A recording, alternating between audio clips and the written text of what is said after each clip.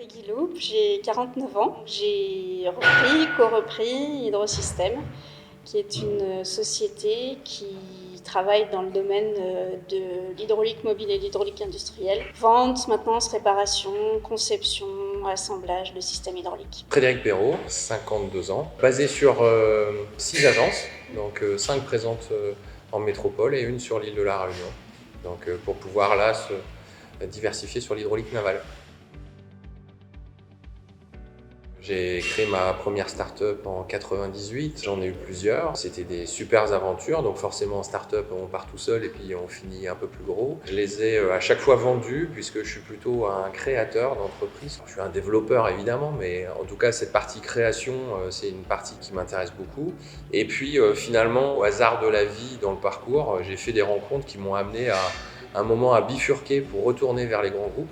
Découvrir les grands groupes, puisque j'en avais jamais connu avant, puisque j'avais été mon propre employeur. Et puis j'ai fait ça pendant 12 ans, en dirigeant des structures de TI et même de grands groupes, avec beaucoup de salariés, avec des process complètement différents de ceux que j'avais connus avant, ce qui m'a beaucoup intéressé, ce qui m'a cultivé aussi. Mais finalement, au bout de 12 ans, je me suis rendu compte que mes vrais amours, ils étaient dans ce que j'avais connu auparavant, et surtout dans des structures à taille humaine. Et c'est ce qui m'a fait choisir de retourner vers la PME et des structures plus petites, sans pour autant repartir comme je l'avais fait beaucoup plus jeune sur des startups, parce que ça c'est quand même un truc de dingue.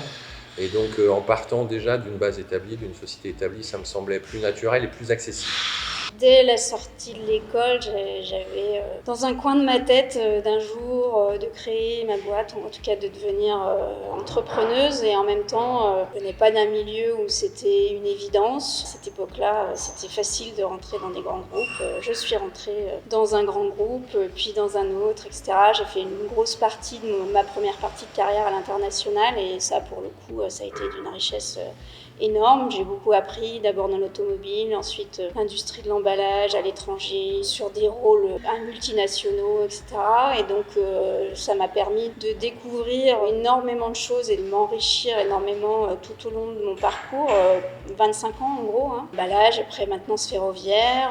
Et puis petit à petit, et notamment à partir du moment où j'ai commencé à diriger des grosses entités, être dans des positions de direction générale, je me suis dit que j'ai fait partie de réseaux d'entrepreneurs, et je me suis dit que d'une part c'était certainement à ma portée, et d'autre part ça m'intéressait. Petit à petit, l'idée s'est renforcée. Alors familialement c'était pas forcément évident de le faire à ce moment-là, c'était il y a à peu près 10 ans. Ça a mûri, et donc en 2019, c'est devenu une évidence, c'est-à-dire que voilà, les grands groupes, j'avais vu plein de choses, j'étais arrivée au constat que j'avais envie de devenir ma propre patronne en gros. D'où la décision de reprendre une entreprise, et donc plutôt de reprendre la même chose que Frédéric, c'est-à-dire dans un constat où ça paraît plus accessible, plus simple, plus rapide aussi, à notre âge entre guillemets, de reprendre une entreprise que d'en créer une. Ça paraît, et je pense que quelquefois il y a des choses qu'on découvre et qui sont pas si simples, mais de fait c'est quand même plus simple, je pense. C'est un processus qui, en temps moyen, dure 2 ans. Nous, c'était relativement tôt à l'intérieur de cette période de 2 ans, puisqu'on a, moi, ça faisait 4 mois que je cherchais des entreprises. J'en avais déjà rencontré plusieurs. De mémoire, en 4 mois, j'ai examiné plus de 200 entreprises. Donc, j'avais déjà émis des LOI. Enfin, il y avait aussi d'autres projets en parallèle. Je parle d'hydraulique aujourd'hui, mais j'ai failli faire de la miroiterie. J'ai failli faire du cristal avec un petit compétiteur de baccarat. J'ai failli faire des structures en titane pour des voitures de course. Tout ça, c'était en même temps.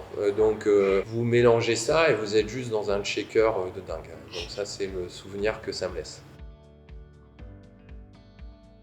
Moi, je cherchais une entreprise industrielle, forcément, pas une société de service, parce que je sais vendre du produit, puis j'aime ça, et puis j'aime le produit, j'aime le toucher, j'aime transformer.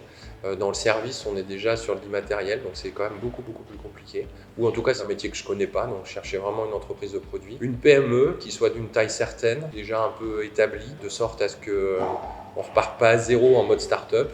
Ce que je disais précédemment, qui est quand même des assets et puis un savoir-faire fort. Et puis surtout, un vrai potentiel de croissance. La solidité financière de l'entreprise, sa maturité, sa taille aussi, une manière à être dans une logique où on n'est pas en permanence 24 heures sur 24 au quotidien dans le métier, mais bien en logique de développer autour, sur la base du métier. Ça implique d'avoir une taille supérieure au moins à 15-20, et donc moi ça faisait partie de mes critères. Évidemment l'activité, et pour moi il était important que ce soit une activité dans laquelle je puisse apporter mon expérience, donc en tout cas industrielle, ça c'est sûr. Moi il se trouve que j'avais beaucoup travaillé dans la maintenance et typiquement Hydrosystème était très intéressante de ce point de vue-là. Je cherchais une entreprise à reprendre, Peggy aussi, mais chacun de notre côté. J'ai rencontré Hydrosystème et les cédants, et donc l'entreprise était à vendre. Ça a tout de suite matché très très vite avec un des deux cédants que j'ai rencontré, puis qui continue d'ailleurs à nous accompagner aujourd'hui au long cours. Et j'ai tout de suite vu le potentiel de croissance de l'entreprise. Donc c'est vraiment ce que je cherchais, une entreprise qu'on peut tripler, quadrupler, quintupler, avec un potentiel de dingue. Donc vraiment un avion de chasse, et c'est ce que j'ai vu dès les premiers jours et dès la première découverte. J'ai fait une visite de l'entreprise et finalement ça m'a un peu tracassé le week-end. Je me suis retourné vers l'intermédiaire lui disant il y a un projet pour 2 personnes en réalité, parce qu'on peut la tripler l'entreprise, mais elle a besoin à la fois de pouvoir créer cette croissance mais aussi de pouvoir l'accueillir. Parce que je peux être dehors tous les jours chez les clients, plus proche du produit pour aller la tripler. Si l'entreprise n'est pas capable d'accueillir cette croissance, à ce moment-là, ce ne sera que des promesses non tenues. J'ai beaucoup réfléchi le week-end en me disant que c'était finalement un projet dans lequel je pourrais rentrer avec un directeur général pour accompagner cette croissance, ou potentiellement un projet pour 2 personnes à partir du moment où il y aurait une complémentarité. Donc je me suis retourné dès le lundi vers l'intermédiaire en lui disant finalement, est-ce que vous pensez que dans mes concurrents, entre guillemets, ceux qui étaient face à moi pour éventuellement acheter l'entreprise, est-ce que vous pensez qu'il y a quelqu'un avec qui je puisse m'entendre? Là, il a été relativement net en me disant non, je vous ai déjà un peu côtoyé, je pense que vous entendrez avec personne. Mais par contre, quelque part, il y a potentiellement quelqu'un avec qui vous pourriez vous entendre, qui est aussi à la recherche, et que c'est là où il m'a cité le nom de Peggy. On s'était déjà rencontrés dans nos carrières respectives une fois, parce qu'on avait été conférenciers tous les deux quand on travaillait, toi à la SNCF et moi dans l'automobile. On avait fait des conférences sur la transformation digitale, l'usine 4.0, etc., où on témoignait pour les entreprises qu'on pilotait et dirigeait. Puis voilà, c'est comme ça que l'association a commencé, et c'est ça qui a fait le démarrage de l'histoire, on va dire, ce qui est très original parce qu'il n'y a pas un seul des parties prenantes qu'on a croisé là-dedans, banques, fonds d'investissement, etc., partenaires, conseils, qui nous ait pas dit plutôt que c'était très original et que c'était quand même une rencontre un peu improbable, s'ils n'avaient jamais vu ça. Je pense qu'il y a autant de reprises différentes qu'il y a d'entreprises à reprendre. Bon, c'est sûr, on a apporté notre originalité, c'était celle-là. Voilà. Je me souviens même avoir vu un grand cabinet de conseil très connu me dire « Mais Frédéric, si jamais vous partez dans cette solution d'association à 2, un peu hétérogène, complètement original, machin, etc., vous connaissez pas, je vous aide pas et je vous suis pas. » Bon, on s'est quitté. Voilà. Avec Frédéric, parce que c'est des moments où justement on pose tout à plat, on met le projet en forme.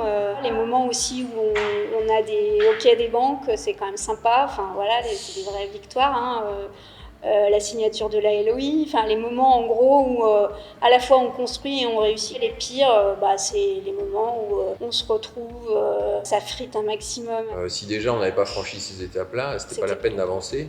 Et effectivement, on se rend compte que ça a bien validé le process, parce qu'aujourd'hui on continue à se friter, mais en fait pas plus ni moins que dans cette période-là. Surtout parce qu'il n'y aurait rien de pire dans l'association à ce qu'on soit tous les deux bénis oui de l'autre en fait. On cherchait une vraie complémentarité. On a 2 vrais caractères. On ne voulait pas éteindre ça, parce que ça, c'est nos forces à nous, chacun d'entre nous, et donc on voulait combiner ça. Donc en fait, on ne cherche pas à être d'accord sur tout, on cherche le consensus. Alors, c'est sans doute le rôle des intermédiaires principal. C'est vraiment recombiner remettre du lien, l'impossible, remettre du lien, de la raison aussi. Alors pas tant sur le cédant ou le repreneur, puisque finalement il y a déjà une démarche de consensus, mais surtout dans les conseils, parce que encore une fois les conseils ne sont pas les payeurs, et finalement ils ont souvent de la doctrine, et l'intermédiaire il est là aussi pour leur donner de la raison, puisqu'il a...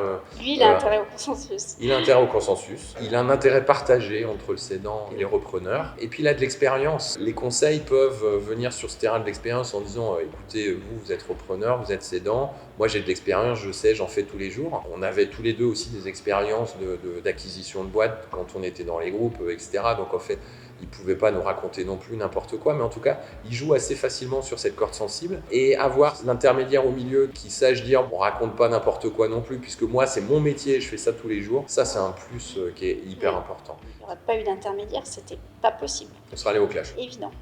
Ça, c'est sûr et certain. Encore une fois, c'est l'intérêt de tout le monde, mais de fait, ça a vraiment permis de surmonter un certain nombre d'obstacles. Et en plus, à chaque étape, à plusieurs reprises, il y a eu des moments où ça pouvait basculer. Voilà, Exocea a permis de remettre le processus sur les rails.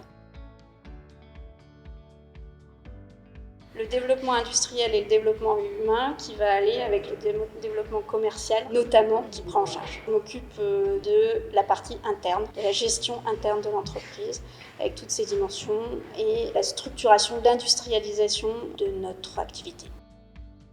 Dans ce temps-là, je m'occupe de la partie externe. Cette promesse de croissance, il faut aller la chercher. Le potentiel qu'on avait vu dedans, alors déjà, ça c'est un élément important, c'est qu'on n'a pas trouvé de loup. Il y a bien 2-3 trucs qu'on n'avait pas vu exactement comme ça l'était. Non pas parce que c'était d'ailleurs dépeint différemment, mais parce que on n'avait tout simplement pas abordé le sujet sous un angle qui nous aurait permis de le découvrir avec les cédants. Donc on n'a pas vraiment trouvé de loup. Le potentiel qu'on imaginait au moment de la reprise, il est toujours là, et puis il nous occupe bien et en structuration et pour aller le chercher. Mes journées, elles sont orientées par toutes les parties prenantes externes qui touchent évidemment aux produits, qui touchent au commerce, aux moyens de financer ces produits et ce commerce aussi. Donc quand on parle par exemple de croissance externe, là on est très complémentaires aussi. Dans quelques jours, ça fera 18 mois qu'on a repris l'entreprise. Et donc avec dans notre panier tout un tas de projets de développement, soit en cours, soit à venir, soit déjà menés. L'agence où on est aujourd'hui, c'est une agence que nous avons créée après quelques mois, 9 mois après notre arrivée. Donc ça fait partie des projets de développement. Il y en a plein d'autres, je vais à Frédéric de les détailler. L'offre en tant que telle de l'entreprise n'a pas changé en 18 mois. On l'a accélérée, on en a modifié plutôt le comment que la matière elle-même. Donc on reste toujours une société qui fait du négoce, de la réparation, de la transformation d'engins de travaux publics, y compris de la customisation retardée d'engins neufs, pour qu'ils puissent avoir une adaptation métier très pointue. Donc c'est ce sur quoi l'entreprise avait déjà une renommée, et puis ce sur quoi on accélère. On a utilisé les talents et l'expertise de l'entreprise pour développer des lignes de produits propres qui sont des engins dédiés aux environnements les plus compliqués, les plus étroits, on va dire proches du milieu du TP, qui est celui sur lequel on réalise nos opérations de maintenance, afin de pouvoir porter des charges lourdes, donc ce qui nous amène à être Hydrosystème en toute modestie. On est constructeur de camions, mais constructeur du plus petit camion 4 roues motrices au monde, qui est un camion qu'on a déjà assez largement vendu. On en a vendu 200 unités. On va vendre très prochainement beaucoup de machines au Maroc, etc. Donc ce projet, en fait, autour de notre dimension constructeur, qui représente, on va dire, un quart de notre activité, ce projet prend bien corps. Il n'y a effectivement pas deux entreprises en une, pas une entreprise de négoce et une entreprise de produits. Tout ça a du sens. Tout ça se chaîne particulièrement bien, puisque ce qui fait le lien entre toutes les activités que nous menons, c'est la compétence en hydraulique, et qui est la compétence qui est reconnue par le marché, qui existait hier déjà et qui était portée par les cédants, et qui aujourd'hui est portée par toute l'entreprise, y compris nous-mêmes, même si on n'est pas hydraulicien de base, mais on apporte autre chose à l'entreprise dans sa structuration, dans sa capacité à se projeter, à commercialiser des produits techniques. Et donc voilà, aujourd'hui on a en tout cas des perspectives qui sont à la hauteur de l'avenir qu'on avait construit pour l'entreprise, même si le modulo peut changer parfois, puisqu'on n'avait pas pensé croissance externe. On travaille sur la franchisation de notre entreprise, on n'avait pas pensé franchise du tout. On travaille sur le click and collect pour travailler sur le multicanal de vente dans la partie négoce, etc. Donc c'est des sujets qu'on n'avait pas tellement abordés. C'est plutôt le comment qui a un petit peu changé, mais en tout cas, la matière qu'on a récupérée d'hier, on la projette là où on imaginait la projeter. Et on reste très très serein par rapport à ce qu'on a écrit, imaginé dans le passé. Et nos partenaires, d'ailleurs, co-actionnaires, investisseurs ou banquiers, sont très confiants aussi dans le projet que nous portons et dans la manière dont on le porte. Donc après 18 mois, pour le moment, on a de cocher toutes les cases.